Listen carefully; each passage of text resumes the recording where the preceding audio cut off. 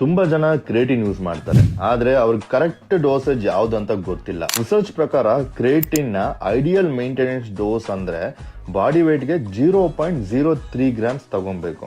Example, ನಾನು 90 kgs ಇದ್ದೀನಿ ಅಂದ್ರೆ ನನಗೆ 3 to 5 ಗ್ರಾಮ್ಸ್ ಕ್ರಿಯೇಟಿನ್ ಡೈಲಿ ಬೇಕಾಗುತ್ತೆ. ಕೆಲವು ಅಥ್ಲೆಟ್ಸ್ ಲೋಡಿಂಗ್ ಫೇಸ್ ಕೂಡ ಮಾಡ್ತಾರೆ, ಅದರಲ್ಲಿ 0.3 grams per KG per body weight 5 to 7 days continuous ಆಗಿ ತಗೊಂತಾರೆ.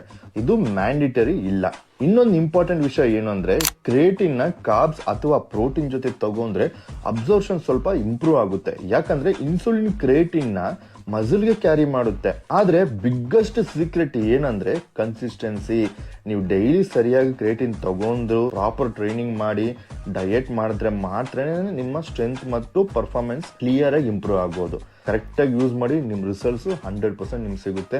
ಸೊ ನಾನು ಯೂಸ್ ಮಾಡ್ತಾ ಇರೋದು ವೆಲ್ಕೋರ್ ಕ್ರಿಯೇಟಿನ್. ಈ ಕ್ರಿಯೇಟಿನ್ ನೀವು ಪರ್ಚೇಸ್ ಮಾಡಬೇಕು ಅಂತ ಇದ್ರೆ ಸ್ಟೋರಿಗೆ ಹೋಗಿ ಲಿಂಕ್ ಹಾಕಿರ್ತೀನಿ, ಲಿಂಕ್ ನ ಕ್ಲಿಕ್ ಮಾಡಿ ಚೆಕ್ಔಟ್ ಆಗಕ್ಕೆ ಮುಂಚೆ ರಾಕೆಟ್ 10 ಅಂತ ನನ್ನ ಕೋಡ್ ನ ಯೂಸ್ ಮಾಡಿ ಎಕ್ಸ್ಟ್ರಾ ಡಿಸ್ಕೌಂಟ್ಸ್ ಪಡೆಯಿರಿ ಸ್ನೇಹಿತರೆ.